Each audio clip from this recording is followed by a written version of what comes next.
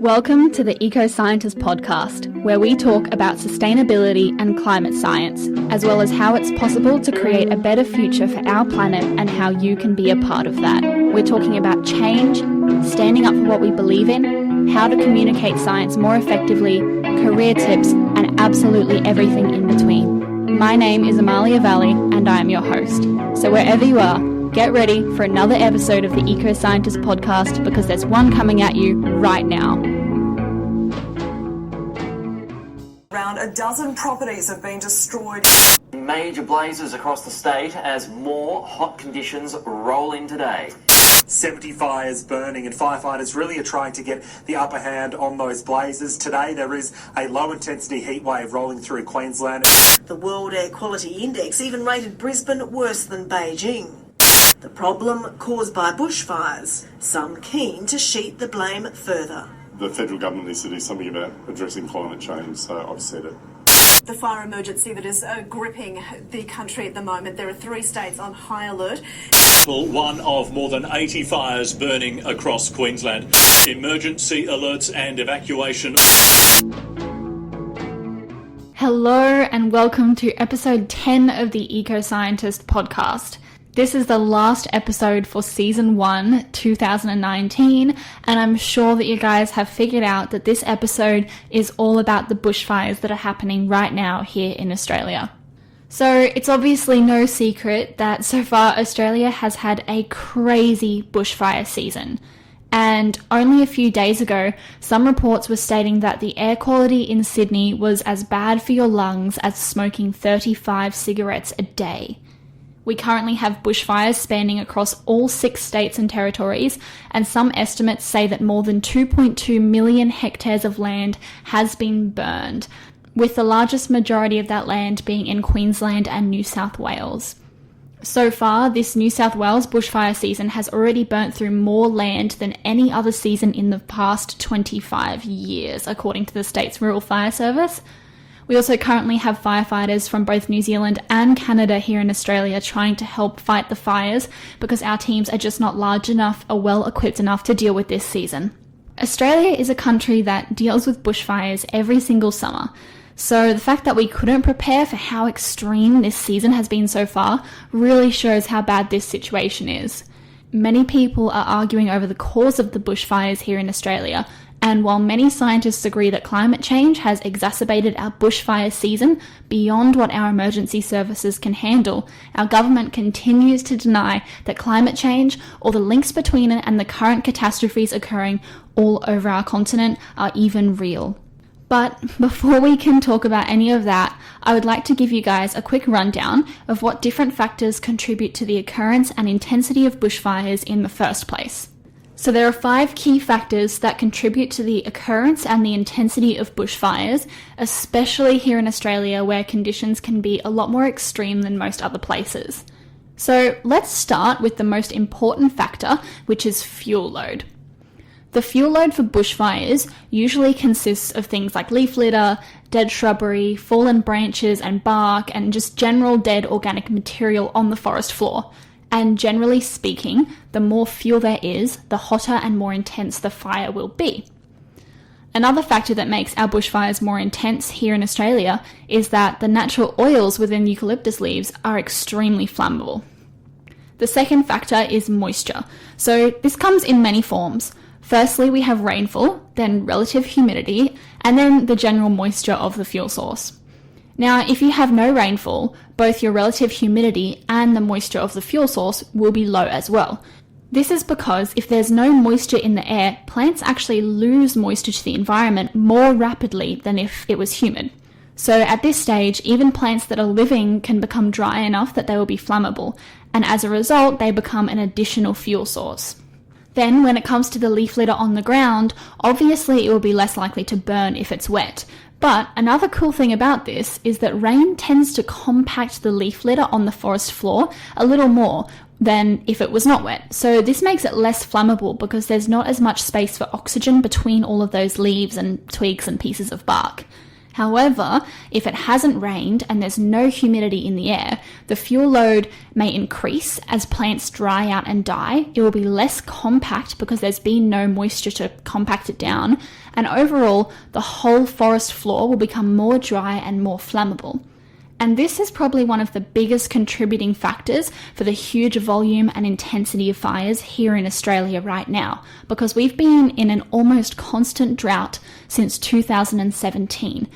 So we haven't really had a full-blown rainy season like we used to in about 3 years.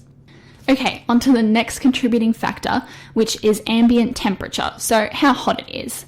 And we all know that Australia has been pretty hot lately, with some places across the country already reaching the mid-40s in temperature, which is really not usual for early December. But just like the other factors, the heat removes moisture from the fuel source and it heats the fuel source. So this means that all of that leaf litter on the ground is closer to a combustible temperature where the ignition of a fire is possible when it's hotter compared to when it's cold. So as a result, the hotter it gets, the easier it is for huge bushfires to erupt from something as simple as a cigarette butt or a spark from a power tool. The next factor that contributes to the intensity of bushfires, particularly how fast they spread, is wind speed. And I'm sure you all know that when you blow on a small fire, it becomes more intense. But this applies to bushfires too. Except instead of you blowing on a tiny little campfire, it's the wind providing that air to the large bushfire. So as a result, the more wind there is, and the faster the wind speed, the more intense the fire will be, and the more quickly it will move in the direction of the wind. The final factor that contributes to the intensity of bushfires, and more importantly the speed at which they spread, might actually surprise you. It's slope angle. So we all know that heat rises, right? And as I mentioned before, if a fuel source is hotter, it is closer to its ignition point. So, as a result of this, fires actually move faster uphill than they do downhill or on flat ground. And this is because as heat rises, the fuel source that the line of fire hasn't reached yet, above where the fire is already being heated and pushed closer and closer to the ignition point. So, instead of being slow to ignite because the fuel source is cool, this preheated leaf litter basically bursts into flames the second it is touched by a spark or a flame. So as a result, the speed of a fire front moving actually doubles with every 10-degree increase in slope, and this is why very mountainous regions tend to burn more intensely and rapidly than flat plains do. This also makes the fires a lot harder to contain and manage for our fire crews, and we can see a perfect example of this in the recent Gold Coast hinterland fires here in Queensland. So now that we know about the different factors that contribute to the occurrence and intensity of bushfires, let's talk about how these factors are contributing to our current situation and why our bushfire season has already been longer and more intense than usual here in Australia. So how has the length and intensity of our fire season changed in the first place? Well, let's look to about 100 years ago in the 1920s. Our fire season lasted from January to March. In the 40s, December to February. The 60s was similar, also December to February. By the 1990s, our season was actually October to January. And this year, our bushfires began in August, which is 2 months earlier than usual, and they're still going. So already in a month where our fires wouldn't have even started yet back in the 60s, we're already 5 months into our fire season. 5 months! That's already 2 months longer than the usual season, and like I said, they're still going, and predictions state that it's only going to get worse over the summer. It's also important to note that the 2018 and 2019 summer here in Australia was the hottest summer we have ever had. And January this year was also the hottest month ever recorded. So it'll be interesting to see what our summer temperatures are like over this 2019 to 2020 season. So, as I mentioned earlier, Australia has been in an almost constant drought since 2017. So straight away, this scenario ticks 3 boxes when it comes to bushfire. So the low rainfall we have had means that we have more fuel load on the forest floor. It's dry, it's very loosely compacted, and due to the low humidity, our living biomasses are also dry enough to be combustible, especially our eucalyptus trees with those flammable oils that I mentioned before. So why has there been no rain? Why are we even in drought in the first place? Well, if you listen to my last episode where Brodie and I spoke about climate change and its impacts on alpine environments, you might remember that he mentioned that we are currently experiencing changes in our climate that are causing weather systems to move in slightly different directions to the ways that they maybe used to move. So one example that he gave was cold fronts that move up from the Antarctic region. Rather than hitting the southeast coast of Australia, they're starting to migrate further east towards New Zealand and the rest of the Pacific instead. And many of our weather systems that tend to follow similar patterns have shifted ever so slightly, but enough to cause a change in our natural system. And again, that's all climate change is. It's a change in natural systems. And there have been similar shifts that have occurred over the last few years as well. So over the last 3 years, because of elevated temperatures even through winter, Australia has experienced really low levels of rain during our cold season that our environment relies on to get through the harsher summers.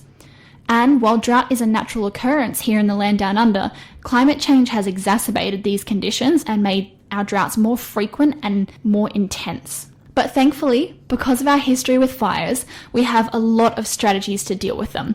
And one of those strategies that's proven to be very effective is backburning. Indigenous Australians have been backburning as a method of land and fire management since the beginning of their time. And I think it's fair to say that the oldest known human civilization on Earth probably knows a thing or two about managing their land. And this is why Indigenous knowledge and land management is so important, especially for the Australian landscape. So the way that backburning works is that during the cooler months, where fires are easier to manage, you start a low-intensity fire that burns only the fuel load on the forest floor, but not the large trees that make up the majority of the bush landscape. And this is great for a few reasons. Firstly, it reduces the fuel load on the ground so that there's no fuel for an uncontainable bushfire to start during the summer months. It creates barriers where fires can be stopped if they do start, known as fire breaks. And this is because once a bushfire starts and they reach a fire break, an area that has already been backburned, they can't usually continue because they run out of fuel. And this gives firefighters an opportunity to stop the fire in its tracks. It also provides an opportunity for fire-dependent species to release seeds and for new plants to grow on the ground without being covered by thick layers of leaf litter that might stop them from getting sun. However, the amount of backburning we've done in Australia over the last few years has drastically decreased, which means that we have higher fuel loads on the forest floor than before. And everyone likes to point the blame here about why we haven't done any backburning, which parties or which policies are at fault, etc., etc. But the biggest problem is that we physically haven't been able to backburn because of the conditions that we've had over the last few winters. Regardless of political parties or policies or who's to blame, our winter months where temperatures have been deemed safe for backburning have become much shorter. So as a result, we now have less time to backburn. We have also had more frequent events of high wind speeds, which makes backburning dangerous because, as we mentioned before, wind speeds contribute to the intensity of a bushfire and make it spread faster. And you wouldn't want to start a fire if you couldn't contain it. Obviously, we're in drought, so we've had less water to manage backburns, making them safe, and to make matters worse, the government recently cut funding to our fire departments, so they haven't had the financial means or resources to backburn in the first place. So now as a result, we have craploads of fuel on the ground, it's already heated and loosely packed, it's crazy dry, which just makes the perfect mix of factors for almost instant combustion. Combine that with increasing wind speeds, no fire breaks created from backburning, especially around mountainous areas, minimal resources to manage and fight fires, including water, as well as constantly increasing temperatures. And my friends, you've got yourself a bushfire season filled with a huge loss of native vegetation, loss of native wildlife, destroyed homes and vehicles, dead domestic animals, and even dead families. All as a result of climate change and the refusal from our leaders to step up and do something about it. And this is where we get back to the part where everybody likes to point the blame at somebody else, especially our current government here in Australia that is currently pointing the finger at people who are not even in decision-making positions. So, let's briefly cover what the Australian government has done to help us out this bushfire season. So the first thing that they did to help us out was to take away $12.9 million in funding from the New South Wales Fire Service.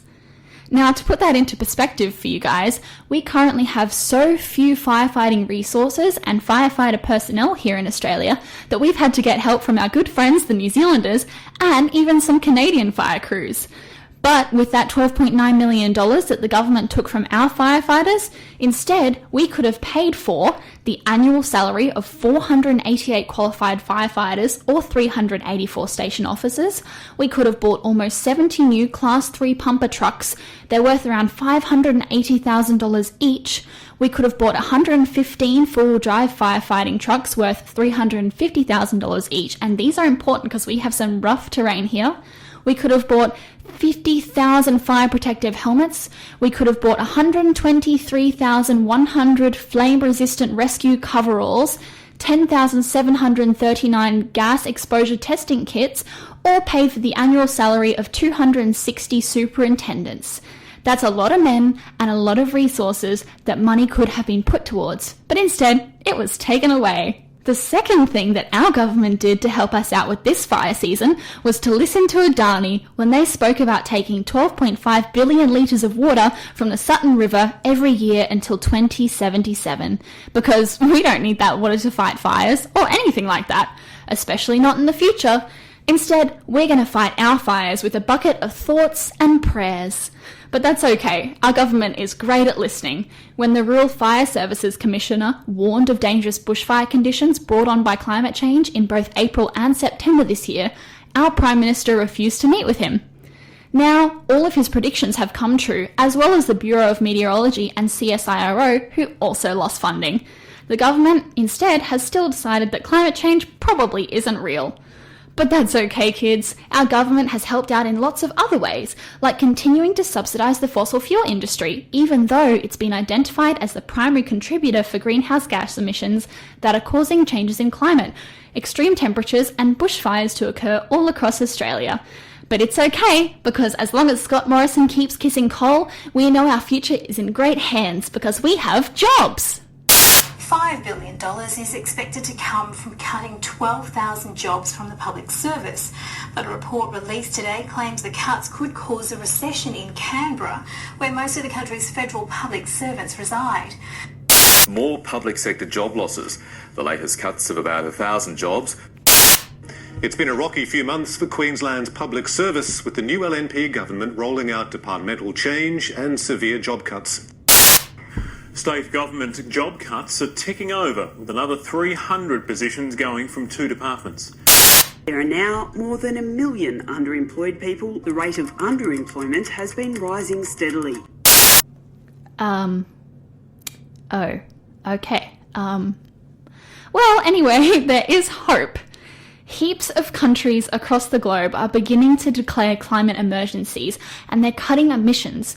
People are waking up all over the world, and soon it's gonna be Greta again.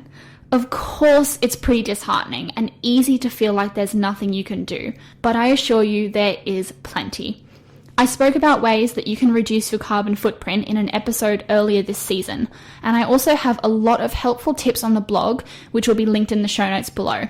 There's also a few other good resources linked down there, like the 2040 website and documentary, which shows us how we can have a wonderful and carbon neutral world by 2040. There's also the Drawdown book, which talks about the top ways we can stop climate change, and this is my personal favourite book, especially if you're feeling helpless in all of it. But the most impactful and the most important thing that you can do is to vote for leaders and for government staff that are going to do something about our situation. I've said it before and I will say it again. We need people in power all across the world with good hearts, intelligent minds, and strong spirits who are willing to do what it takes to secure a viable future for our planet. But you need to vote them in. A lot of people here in Australia donkey vote because they simply don't know how the system works or who to vote for. So I urge you, try and educate yourself, because donkey voting is just as bad, if not worse, than voting for an asshole. And if you're in the US or another country where voting isn't mandatory, not voting at all, again, is just as bad as voting for an asshole. So for everybody who didn't vote in the last election but is really mad that Trump got in, you don't get to be mad because you contributed to that by not voting in the first place. If one single vote can make a difference between who wins the election, that means that you can make a difference. It's as simple as that. We need to vote better and we need to vote smarter. And in season 2, I'm going to be doing a couple of episodes on voting and how the system works here in Australia. And I'm going to be getting in a guest who is an expert on the American voting system to explain how it works before the next presidential election as well. So if you're unsure about how the system works and how you can vote smarter, make sure you look out for those episodes because they will be super helpful. I hope that this episode has helped you a little bit in understanding fire ecology and how our bushfires in Australia are related to climate change, so that next time you get into a debate with that one relative who swears that climate change isn't real, maybe you'll have a bit more information to back up what you're saying. So this episode is actually the final episode of 2019 and the final episode of season 1 of the EcoScientist podcast. I have absolutely loved this experience of season 1, and I've learnt so much along the way. Behind the scenes has been such a crazy ride, and I just cannot wait to share season 2 with you guys. Season 2 is going to consist of 1 episode every single week, and we're going to have so many more guests. We're also going to have some really awesome and informative topics, and we're going to stretch things a lot further than we have so far. I honestly cannot wait to see the end result because so far all of the planning and recording for season 2 is just going so well, and just wow, it's going to be so good. Episode 1 of season 2 is going to be released on January 6th, which is the first Monday of the month, so make sure you stay tuned for that one. Until then, jump on the Instagram page, which is at EcoScientist Podcast, to keep up to date because I'm going to be posting some sneak peeks leading up to the new year, and then in a few days before the first episode is released as well. Between now and then, there's going to be a lot of new resources published on the blog for you guys, and we also have a mailing list now, so if you jump on the EcoScientist website, which is linked in the show notes below, you'll be able to sign up. You just get a monthly email with some resources and updates, and you'll get another one where you get to be first to know all about all the details about podcast episodes before they come out, as well as some super cool opportunities and other stuff like that. So make sure you jump on the website and sign up for the mailing list. I promise not to spam you. Anyway, guys, I hope that you have loved this first little season of the EcoScientist podcast. I absolutely adore you guys. I love your support and I love receiving all of your comments. And like I said earlier, I just cannot wait to share more of it with you. So until next time, I just want to wish you guys a happy holidays, and I will talk to you again in season 2. Bye now. That was episode 10 of the EcoScientist podcast. My name's Amalia Valley, wishing you a great day or a great night wherever you are.